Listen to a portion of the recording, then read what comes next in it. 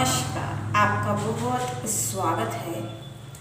तो आज रक्षाबंधन का पर्व है। सभी भाइयों और बहनों को बहुत बहुत बधाई। सभी भाइयों को, आपके जो भाई हैं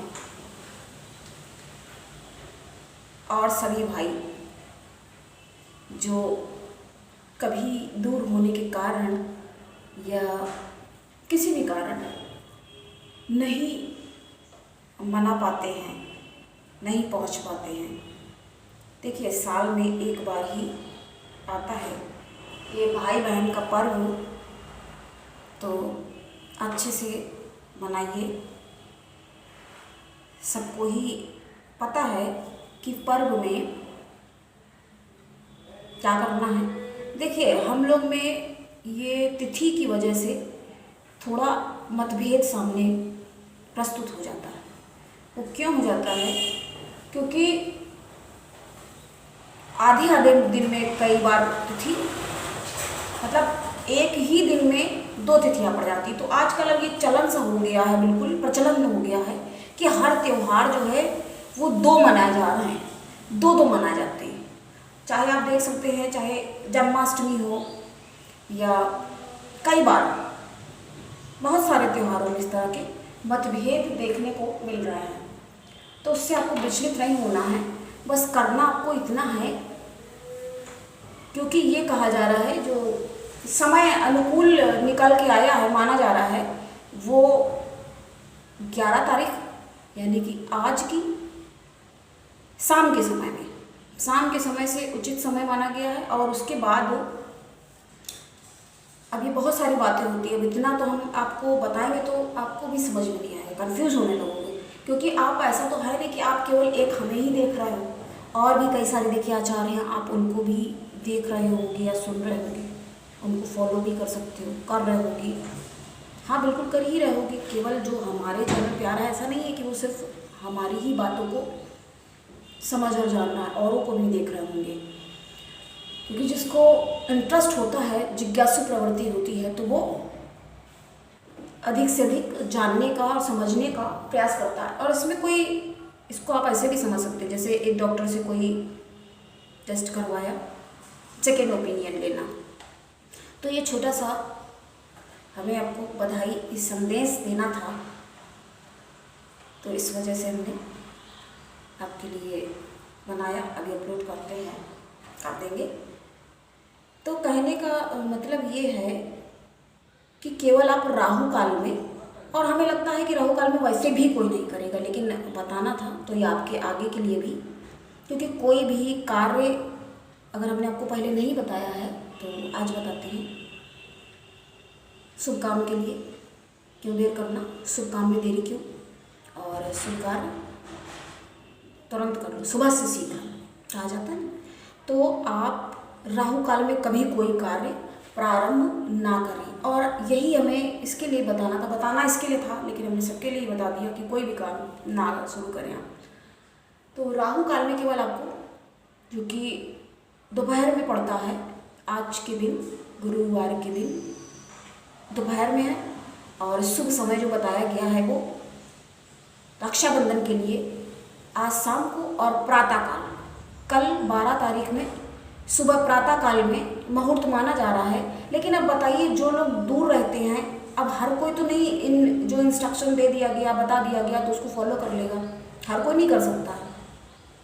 कई बार अकारण भी हो सकता है कि हम नहीं मानते, और कई बार क्या होता है कि पता ही नहीं होता, अनभिज्ञ है, या और भी कारण हो सकते हैं। अब दूर रहते हैं तो कैसे वो पूरा कर पाएंगे? तो लोग कहते हैं कि पंडित को तो बताना है, तो बता रहे हैं।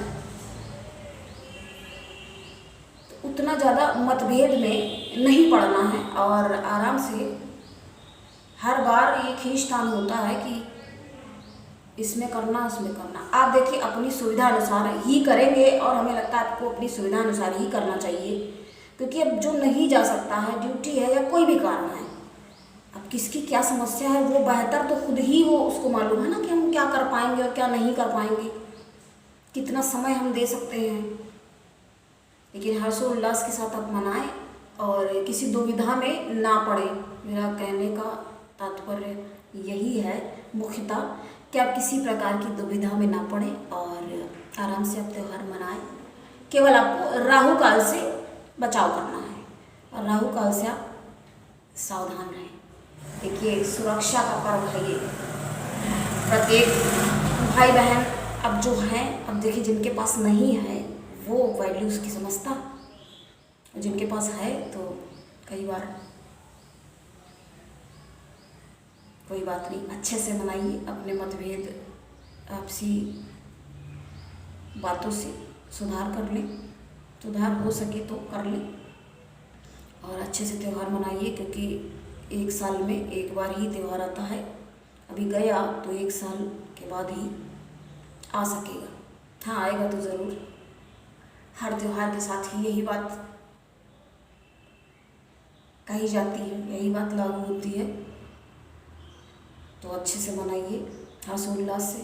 क्या होता है इस दिन, एक सूत्र जो बहन अपनी भाई की कलाई पे, हाथ में बांधती है और फिर बदले में उसको, बहन को उपहार स्वरूप भाई यथाशक्ति जो भी उसको उचित लगता है, कई बार ये कुछ धनराशि भी देते हैं। अब जिसको जैसा लगता है वैसे मनाते हैं अपने अनुसार। कुछ तो भाई बहन इतने मतलब देखते ही बनता है, बहुत मानते हैं एक दूसरे को। अब आजकल कहाँ है, बहुत सारे लोग में छोटी छोटी बातों में मतभेद, तो मतभेद दूर करिए गिले शिकवे, क्योंकि ज़िंदगी बहुत देखिए छोटी सी है, छोटी भी है और बहुत बड़ी भी है। अब देखिए जिसके लिए अच्छा समय चल रहा है, अच्छे पल हैं, तो उसके लिए बहुत अच्छी है।